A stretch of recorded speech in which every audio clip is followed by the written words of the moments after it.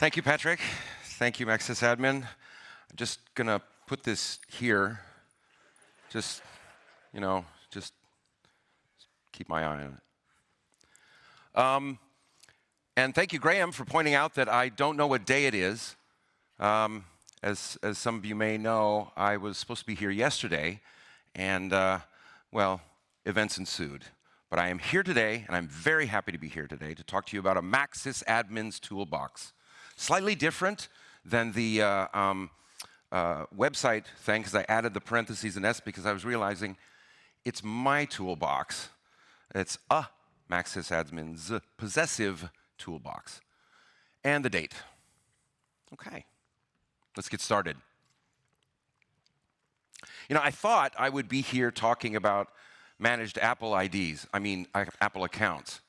So, in fact, I promised Armin that I would be here to do that, and he was like, I really want to hear you talk about that. And then I was like, Tom is much better. So I am so glad that Tom will be telling us more about that tomorrow. But also, someone asked me a question, someone really smart, earlier in the year, and I started thinking about stuff. Specifically about what resources I had to do the jobs that I needed to do. A lot of the issues that I face are actually not technical. I know that sounds weird, but they look technical. They seem technical, but they also end up being, when I think about them, more process-oriented. So I was like, well, what are my tools for those kinds of issues? How do I work on those kinds of things? So what kind of tools would I rely on for that kind of work? So a little bit about me. Besides being late, I'm from Japan, so the whole 2020 Olympics thing, you guys understand, we a little bit fluid on dates. So a little bit about me. My name is Andrew Robinson. I've been coming to MacSysAdmin for since 2012, and I loved every year. I'm a senior IT support manager for a fintech organization, and that's based in Thailand, but we have offices in Tokyo and other parts of Asia. And I'm along with somebody else here today, at Andrew, at the MacAdmin Slack. So I have a story. Some of you know I like to tell stories. This story is about books. So I never not went to work during, and I won't say during COVID, because we're kind of still in that right now, but when COVID was really big and everyone was not going to the office, I was still going to the office. And I was really nervous, but I never actually contracted COVID. I know that's because I have the secret mutant gene, but don't tell anybody. But I did notice after a while that I wasn't reading books. I love reading. This is one wall of my, man cave at home. This is just one of the 4 walls that I have. And so you can see that for me to not, and this is just the paper books, Apple books is just a whole other thing, right? So for me not to have whatever it was to be able to finish a book or to read a book was disturbing, it was weird, and I didn't understand it, and I didn't notice it until I was already in it. Like, why am I not reading a book? And then when I noticed it, I tried. I was like, okay, I'm just going to read a book. And I couldn't concentrate. I couldn't get past 1 or 2 pages before I was like, I ended up watching a lot of YouTube videos and short duration video content on Apple TV and stuff like that. And then I got worried. How am I going to fix this? What are my tools? How am I going to fix this problem that is inside me? And I thought about it for a while, and I tried a couple of things, and some of them worked better than others, but it finally ended up me being, I'm going to read an old book. I'm going to read a book that I've read before. And that familiarity was nice. I could get a little bit farther into it. I could move a little bit farther into the book, and I sort of trained my brain a little bit, or retrained my brain a little bit to accept that I was now able to read a little bit more. So my problem was weird, but my fix was pretty weird too. So what was my most important tool dealing with that issue? And I think that obviously it was me. You know, I'm the only one that's going to fix what's wrong with my weird brain. We are our greatest tool. So it's a MacAdmin's toolbox. And I said it was a MacAdmin's toolbox, my toolbox. And so I'm going to break a lot of presenter rules today because I'm going to talk about me. I'm going to use the word I a lot. But really, when I say I'm talking about us, but this is my experience. Your experience is going to be different. I really hope. Yesterday was much different than my experience for you. But this is my journey. This is something I wanted to share with you, and I hope that it will be, you'll find something interesting in there. So how do I make me better? How do I make me more stable? How do I make me more functional? Well, we do software upgrades. We do hardware upgrades. I need some upgrades too. Now, this is not just a process since COVID. This is something that I've been thinking about and doing over many years, but it kind of really brought it to focus when I was having the book problem. So let's do the easy thing first. What I like to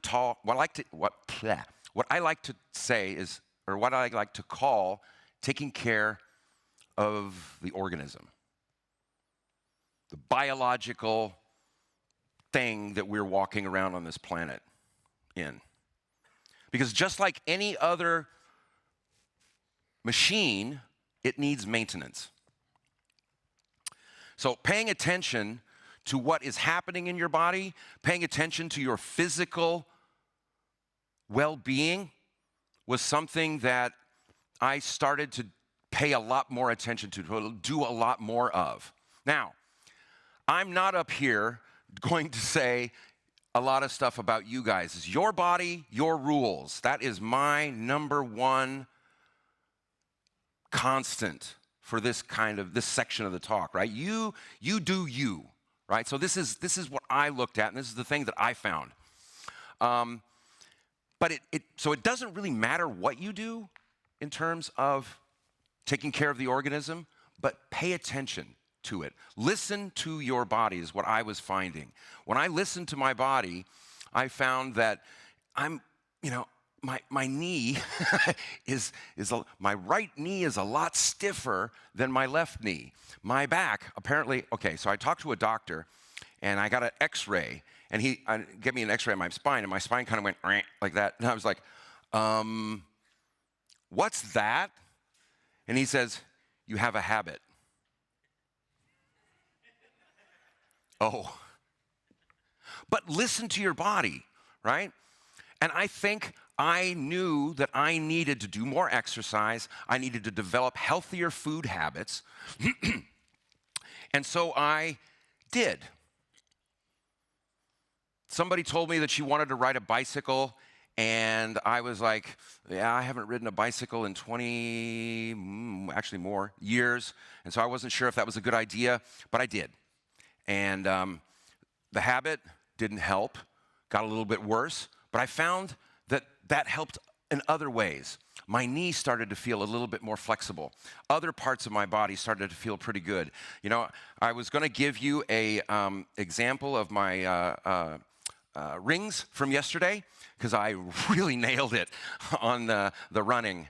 But we're just going to give me, I got a 200% award from my Apple Watch. Thank you, Apple Watch. If I could go back in time, if I could go and talk to my younger self, I would probably tell him, work out more. I was a gymnast in high school and college. I was a martial artist, later, a little bit later in Japan, and obviously I'm not anymore. But I would do, you don't have to be an Olympic level athlete, you just need to be a little bit more active. And I thought you needed to be that instead of just, walk a little bit more. Ride a bicycle once in a while. Sit down and think peaceful thoughts, or try not to think anything at all. Maybe swim. Swimming is a great exercise. Speaking of food, actually, better healthy food habits, as every Swede can probably tell you, there are 11 evidence-based health benefits for bananas. I'm not going to read all of the words on the slide because you guys are going to download this later, but I just want to point out it may help you feel fuller so you don't eat more. It's easy to add to our diet. That's a photo from my hotel 2 mornings ago. It may aid in, full of antioxidants and may help your heart health and other wonderful things. How do I know this? Well, because I Googled it, and you always take the first hit on Google. So please go. The source link is in my slide, but there she is, the healthcare provider's website. Okay. Stress. I may know a little bit about this. More this week than normal. Actually, that's not really right. Hold on. That's right. Okay. So yeah, stress is our constant companion. Everybody in here. Oh, my Buddha. Yeah, we all deal with stress, right? I don't exactly know who started this phrase, but don't stress about something, quote unquote. That's just not really useful advice. There's no not stressing about certain things. And you should remember that you're not alone. We all have to deal about this. One of the things that I was a single IT support person for a previous company a number of years ago in Japan. That was the only guy. And that was pretty, isolating. But we're not alone. We have the MacSysAdmin Slack. We have this conference. I was talking earlier today, I was talking to someone who's his first, Sven, where are you? Where's Sven? There you are, way back. Oh, wow, you're so shy. Man, you should get down to the front. There's plenty of seats. Anyway, Sven's his first conference. Everybody, hey, Sven! Welcome! He said he was really enjoying the conference and the presenters. I'm saying, just wait. One more. And he said he really enjoyed how people were talking. And another person in our circle, he spoke up and he said, yeah, you can take these meetings, you can take these connections with you when you leave at the end of the week. Some of us are staying a little bit longer than some other of us, but when we eventually get home, you will have those connections. Who else is like Sven? Who's the first visitor to MacSysAdmin this week? That is that is so much. Let the record show it was just under 50%, I think. That is really awesome. Welcome, all of you, to what I think there are wonderful conferences in the world, but MacSysAdmin has a uniqueness. It has a soul. It has a speciality that I absolutely love. And that's you guys. Speaking of some other guys that are pretty awesome, these are my awesome colleagues. And so when I talk about stress at work, totally not about them, okay? They're great, right? One of them's my boss. So everybody, all great, right? Yes. Well, that guy on the right's a bit weird. I think I'm wearing the same shirt, actually. Shit. Why did I tell you that story about my book reading? It was a stress reaction. My brain jumped a rail because the entire world was operating at a stress level like this. And then you know, the thing, but we would have spikes, right? We would have spikes of stress, you know, normal life, spike of stress, normal life, and then everybody was up here. But we still had the spikes of stress. We still had the spikes of stress. And my brain just like, at one point, didn't like the spike, I think. It was a stress reaction. So how do we deal with that? Stress is never going to go away, right? So how do we deal with that? So I work a lot on state control. I mean, I work a lot on state control. Most of us in here are human, right? We have emotions. You can't not have an emotion. What are Vulcans known for? Anybody? Logic. What aren't they known for? There you go. Thank you, Eric. Checks in the mail. They're known for controlling their logic, their emotions. So state control is tough for me. I'm not exactly the most unemotional person you've ever met. If you've ever had a beer with me, last night I was having a beer with some friends, and one of my old friends looks over at me and is like, "You have a lot of, strong opinions." Yes, I do. Have you met me? But I work on state control a lot. And it's not easy. Maybe I should be more like Spock. I mean, Spock's awesome, right? He was one of the reasons I really got interested in Star Trek. But Mirror Spock, he's really awesome. He kind of almost ruined goatees for me, but I come to MacSysAdmin, I'm like, facial hair, yeah, okay, it's no problem. But what we're really talking about here is what we call EQ, or emotional intelligence. Being aware of your emotions, being aware of how they affect you, being aware of how they affect other people.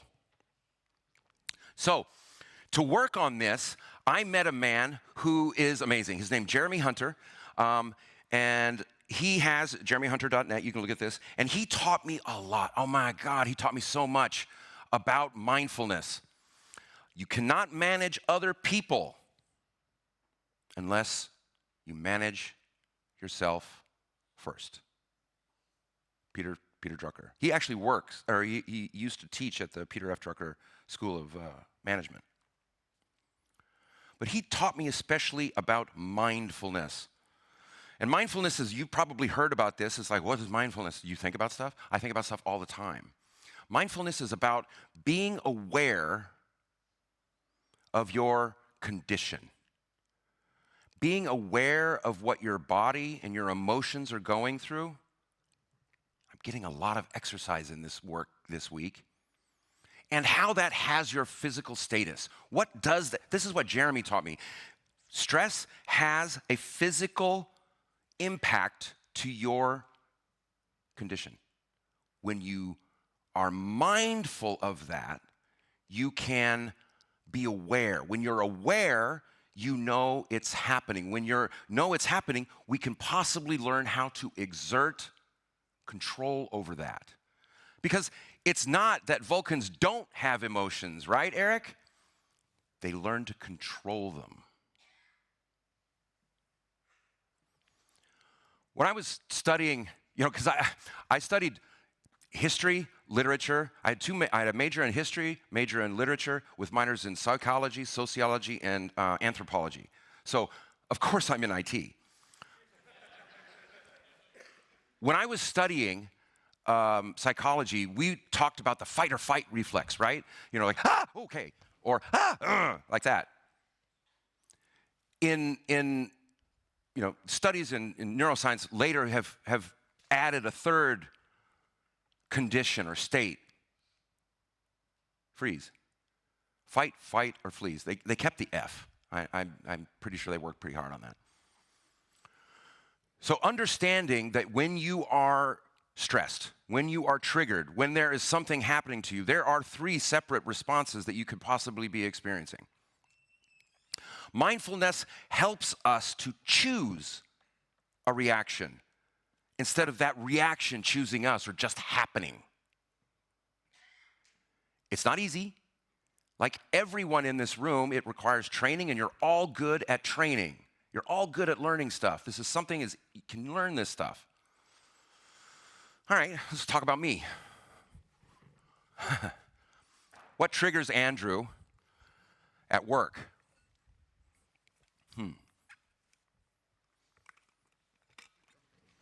Oh, whoops. Wrong question. Sorry. Hypothetically, what triggers Andrew? Well, besides losing my bag, actually not losing my bag, having my bag taken from me, I don't like, oh man, some of this stuff really bugs me. When the train is really, really packed and the doors open and someone jumps in right away. Now, I know you guys don't understand this in the Nordics, but I'm from Japan. I was going to put a couple of pictures of what subway life is like in Japan, but I was like, I love these people. I don't want to do that to you. Tourists that bring huge luggage on inner city subways during rush hour.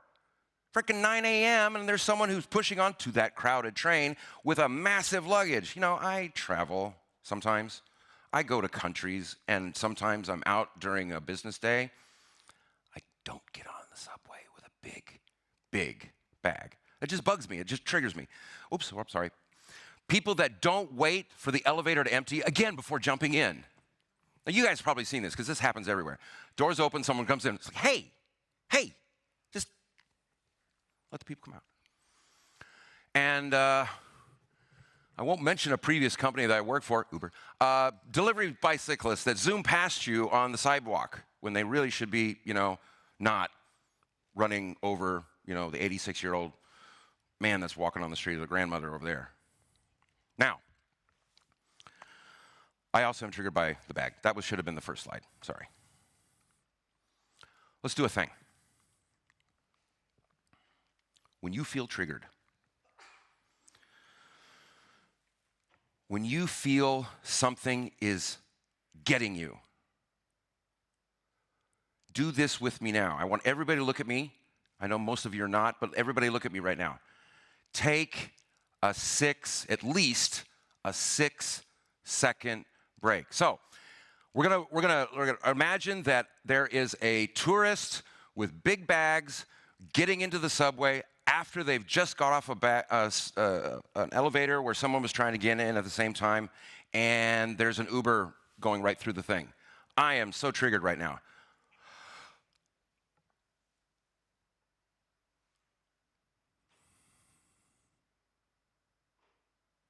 That was 6 seconds. Seems long, right?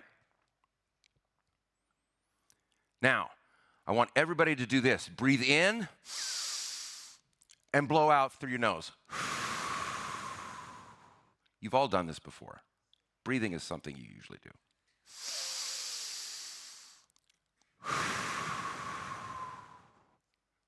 Let's do this one more time.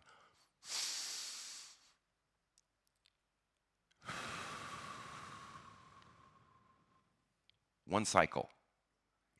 Neuroscience teaches us that is about the minimum amount of time for you to engage in control, in mindful choosing of an action over a spontaneous or a reactive behavior. So, you don't have to worry about this. This will be in the slides. You can look at the links below, but there's an organization, actually, where I studied a little bit, called 6seconds.org. They're all over the world, and they talk about this stuff. There's 6 seconds right there. And there's some links there. They'll be in the slide deck. Don't worry. I have a question for you. What percentage of communication is based on words? 10? 7? 8? Damn, you guys are good. Fuck. All right, fine, you're smart. Shit, fine. So, but this was really, really interesting because not everybody remembers this. 55, now this was a study done back in the 60s, and there's been some work done later, but yeah, about 7% of communication is language. You notice I'm all over the stage here. I'm kind of walking around. I sometimes do this stuff. So there's body language. There's a a lot of other stuff. But 93% of language and communication is not word-based, according to this study. Vocal tones, fidgeting, body language, these other things do impact, right? So, mindfulness, plus taking that 6 seconds, plus understanding what you want to say, but also understand that 93% of it is not what you're saying. What does this mean? Well, for me, it meant that I should really take some time before I respond to that very annoying Slack message I got. Not in my current company. It's awesome, totally. But honestly, interesting enough, I got a kind of deep dive into this thing when I was doing the presentation preparation, and I get into like why emoticons and why smileys, and these are for my Finnish friends out there, Lennies.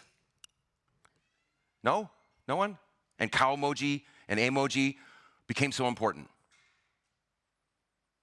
Because we missed in text-based communication, we missed that other part of that other 93% communication. So thank you, Japan. Thank you, Finland, for helping us learn how to toss the table. By the way, this is just a takeaway. In Japanese, that kanji there, pronounced picture, or the means picture, and moji, which means character, means that you shouldn't be saying emoji, Eric. Emoji, right? Exactly. So that's your minor takeaway. So emoji, right? Let's keep it going. Let's make it a thing. And emoji, yeah. It's still an E, man. It's still a vowel. All right, but this was my notes for just that emoji section. I could have gone way farther. So you're welcome. The previous draft, I was going to spend another 20 minutes about, wow, it went way down into the dirt, into the weeds. So how can I improve all that stuff? We've been talking about some physical things, and stress actually kind of bridges the physical to the mental, right? But I wanted to talk about something that was, I think about this a lot. I think about this quote from Steve Jobs a lot. Not just because I sometimes work in jobs I don't like, not my current one, but because of what he said. It's like, I look in the mirror every day and I think, am I doing what I want to do, and maybe I should change something. Well, I don't have Steve Jobs' money and I can't change my job because I really want to, but I thought, what else could I do to make it better? Because I do agree with the part that something should change if it's not working for you, right? So what am I going to do? How am I going to do my job? What not this problem again? What are the things, how am I going to deal with all that stuff? How am I going to do my job? Well, for me, I think personal growth was the next step. Working on the thing. And this is a quote, I looked for the source. Making sure you quote your sources is really important for me as a presenter or as anybody. And I literally, so you guys are in the the MacSysAdmin Conf channel right now. Someone figure out where but look deep, because I looked for a while and I couldn't figure it out. Who said this first? But that which does not grow rots. If you don't keep learning, you stagnate. And that made sense to me. Learn more. One of the things I love about Japan, it is very common in Japan for people to have very active hobbies. People who study, they got their work, but they study stuff for a long time, like their whole life. Never stop learning. The obligatory Andrew brings some Japanese stuff to MacSysAdmin slides has begun. So ikigai and yarigai. So imagine 4 overlapping Venn diagram things where you can see what you love, what the world needs, what you can be paid for, and what you're good at. The Venn diagram overlap of that is where Ikigai lives. Right? And if you can find that, that is a really good place to be. But I mean, Ikigai is kind of hard. I mean, that's a big, tall order for everything to just like zing in. So this other concept of yarigai or yarigai gaaru, gaaru means to have it, to have a yarigai. Because yarigai is like something that it's worthwhile doing, right? And something like that could be a job. And if you like what you do, you may have found that yarigai in your life. And I'm here to tell you today, I may not have the ikigai, but I certainly, as an IT support manager, have found a yarigai that I love doing. Find what you love. I'm not here to tell you to stop what you're doing in your work, but look in your work and find something that you can recognize as what is good and something's worthwhile. And that will absolutely, it certainly has for me, made it worthwhile. Because ikigai is what gets you up in the morning. It's what propels you into the future for your life. But yarigai is just like, yeah, man, I did a good job. And that's a useful thing. So what else can we talk about? What else can I do? How much? Ooh, yeah, okay. 2 ways I thought of to look at how to improve this stuff in between my ears. I wanted to think about the types of challenges. At the beginning of my presentation, I said I ran into a lot of things that seemed to be technical, but they weren't. And I want to talk a little bit about adult development. You know, like child development, we have studies that have talked about how adults go through stages of learning and stages of change in our lives, just like children do when they learn to, different stages of child development. So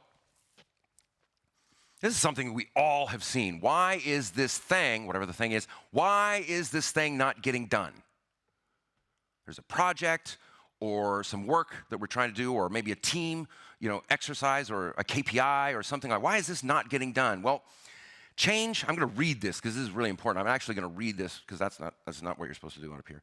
Change often fails because people focus solely on behavior, their behavior specifically. But honestly, most efforts require both technical adaptations, i.e. changes to a skill set or something that you're applying, and adaptive changes to your mindset. That's weird, huh? The most common failure stems from trying to apply technical solutions to what are really adaptive problems. Now, technical versus adaptive challenges are really interesting, and we're good with technical. We're good with technical. That's what we do, right? It's kind of in the job title. I think we, meaning me, might be less good at adaptive analysis and adaptive challenges. I mean, it's easy to apply a technical solution to something. You can apply a fix. It's usually, everybody can usually agree, yes, you can just do that and that will do the thing and it stops happening. And, experts will tell you that this is the thing that you need to do. And so, okay, we'll do that because we believe experts. And most people, obviously, because the expert said it, will do it. We believe that. And because it's a fix, it can usually be applied pretty quickly. How many people have applied a technical fix over and over and over again? Tommy, where are you at? Tom, you're there. Tommy's that back there. Tommy and I had a long conversation about this. I mean, you can still do it, but I love root cause analysis. I like things that fix the thing that's causing the problem. And I'm a lazy person, so I don't want to do the thing over again. So adaptive challenges are interesting because they're not easy to see. They're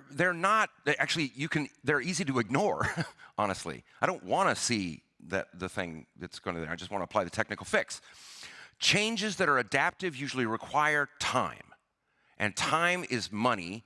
It takes group thinking and root cause analysis and honestly systems thinking, which actually came from IT. So thank you, the rest of the world, for systems thinking. We gave that to you. But it's expensive, and it's not pleasant, right? It challenges assumptions. Thinking outside the box, like that. But if you have an adaptive challenge and you apply a technical fix, you're going to be doing that over and over and over again. And that's no fun. We are good at technical. So I think it's really a good idea for me to brush up on adaptive skill sets. Right? Adaptive challenges are uncomfortable to fix. Because just because you can do a thing does not mean you should do a thing. 6-second pause for that to sink in, because I want everybody to think about that. And honestly, you guys are not the real audience. It's your stakeholders that need to know this. Just our managers, our directors, the people who are driving us to do these things that may not actually be the thing that we need to do, because we need to rethink how those things get done.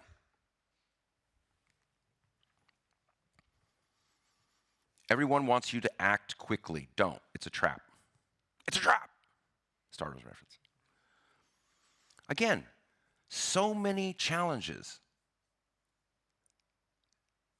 that need adaptive solutions require time. Don't react. Act mindfully. I mean, the basic example that we all are familiar with is that one, right? Change passwords every 30 days. Remember when that was a thing?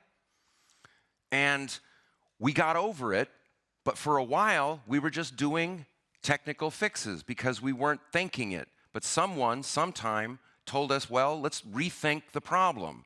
The problem is not the password complexity needs to change, because that actually didn't work, right? People just added a 1 or an exclamation mark to the end of their existing password. That was an whatever that was, whenever that changed, that was the adaptive analysis instead of a technical fix. All right, so I want to quickly go through the next group of slides because they're a little bit hand wavy. But adult development, kind of like child development. Excuse me. And you could also think about it as vertical development, right? As we grow up in skill, we should also, as we grow in skill, we should also grow kind of like vertically in terms of capacity. There's a really good set of people and researchers who have a whole thing that they want to talk about, but I completely ripped out just one little section, and I want to share it with you today. There are 3 kind of stages that adults sometimes go through, especially in our business. We have diplomats, we have experts, and we have achievers. They're all valid, and you can actually move, unlike child development, well, actually maybe child development too, but you can move back and forth between these stages depending on your situation and your context. Diplomats want to fit in, right? They want to be liked. They want to be, you remember the old phrase is like dance as if nobody's looking? You are all looking. They don't do that.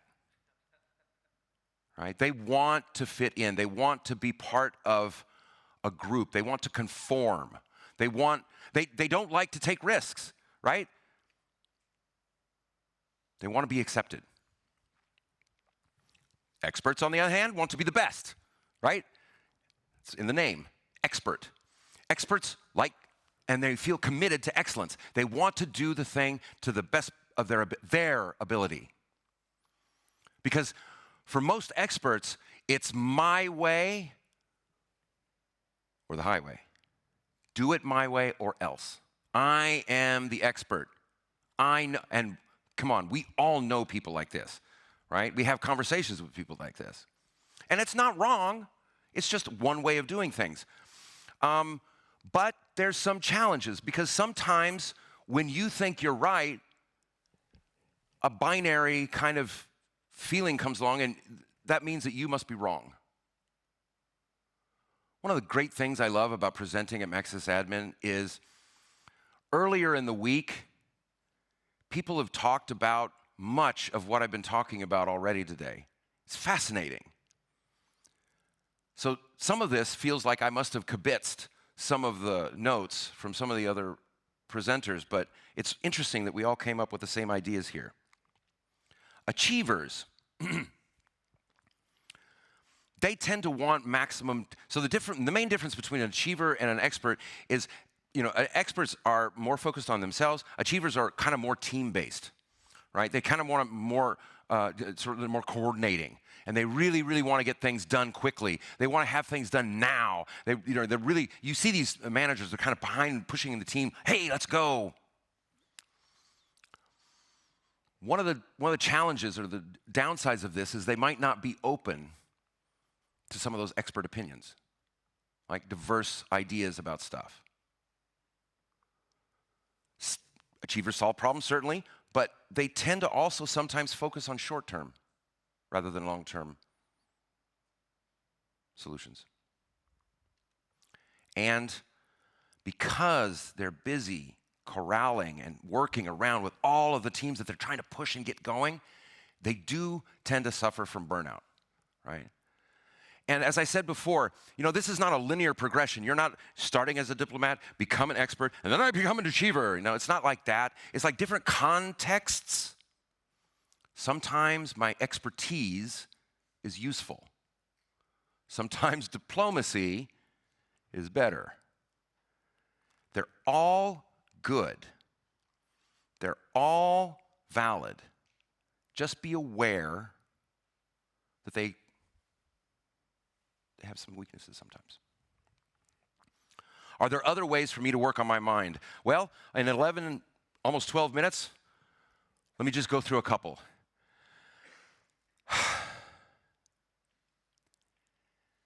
Don't worry about not knowing everything. I had to take a moment there because it's hard for me to say that. I want to know everything because I fall into that expert path a lot more. Actually, I'm, in various roles in my life, I've been all of those three. It's not wrong to be not an expert on everything. I used to know everything about the X-Men. Oh my Buddha. I had the comics. This was a long time ago, right? So there was a lot smaller body of work. But I knew everything about the X-Men. And then, I started, I grew up a little bit, and I got away, moved to Japan where it was hard to get American comics. And then I came back to it, and I was like, whoa, I don't know anything. Why has that guy got no feet?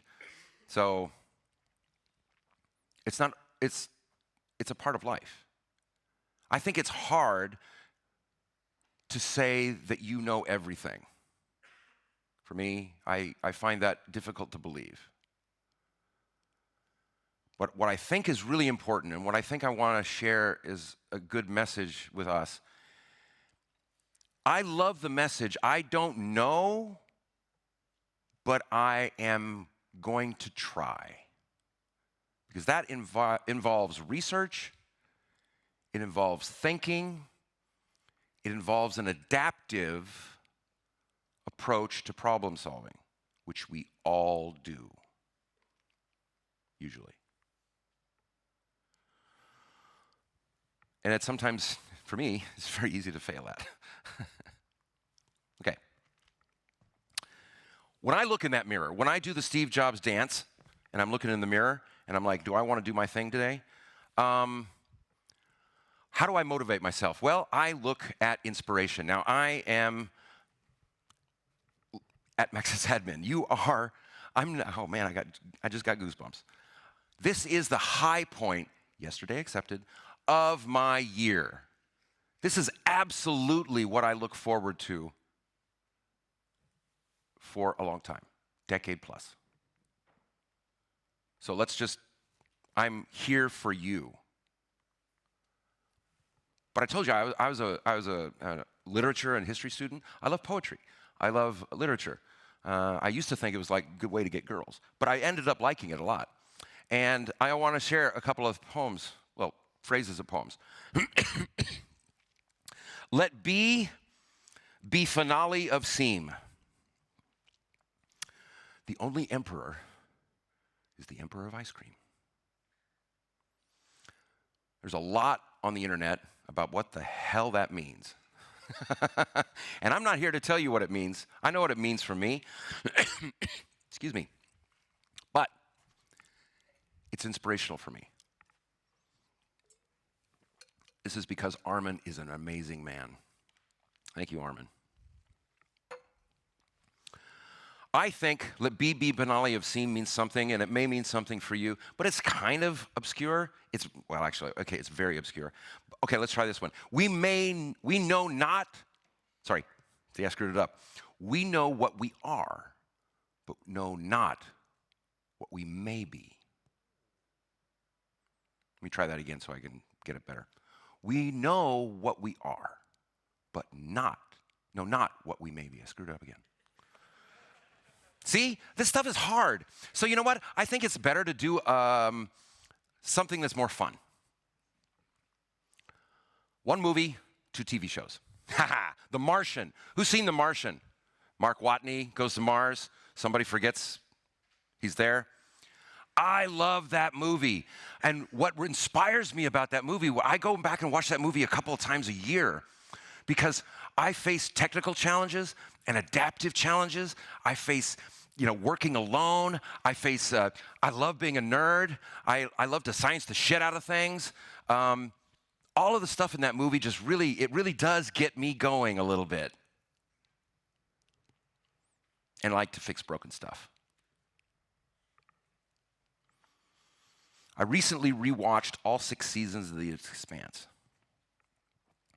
First of all, I love the story about The Expanse was on one network, and Steve Bezos loved it so much that when they canceled it, he bought it and kept it on for a couple more seasons. I don't know much about that guy, but that was a pretty stand-up thing to do. Also, billionaire kind of thing to do. But I loved it. It's fine. What I love about The Expanse is it's messy. The politics are messy, the relationships are messy, and man, that kind of describes a certain part of my life very much. But it's also about complex systems. It's about complex systems interacting with each other. Again, those politics. There's more broken stuff. Yep, that's good. Got to handle the broken stuff. And honestly, the technology is not bad. The first part of the first seasons, there's like there's this thing that's coming out. The technology itself is not bad. It's how we use it. How do we use the things that make us good or bad? That's a human thing. And also, talking out loud is not necessarily means you're crazy. And anybody who knows me, and if you've been paying attention to the slide deck, the next TV show is not really a big surprise. Star Trek. Star Trek for me is all of the Star Trek shows, really. They're actually something that I've been watching my entire life, right? Balance, friendship, what is right, organized systems over chaotic systems, right? And actually, honestly, Star Trek has a lot of art and literature in it, and that's actually really good because Star Trek, at its best, is not about technology. It's about people. It's about relationships. A little bit it's about process. It can serve as a great model for how to behave. It's not everything. It's just my experience. It's my inspiration. All I really needed to know, I learned from watching Star Trek. I literally have this book. I recently watched, again, the Star Trek Strange New Worlds episode Ad Astra per Aspera. I probably butchered the Latin, but that's Starfleet's motto. Starfleet has a motto that is through hardship to the stars.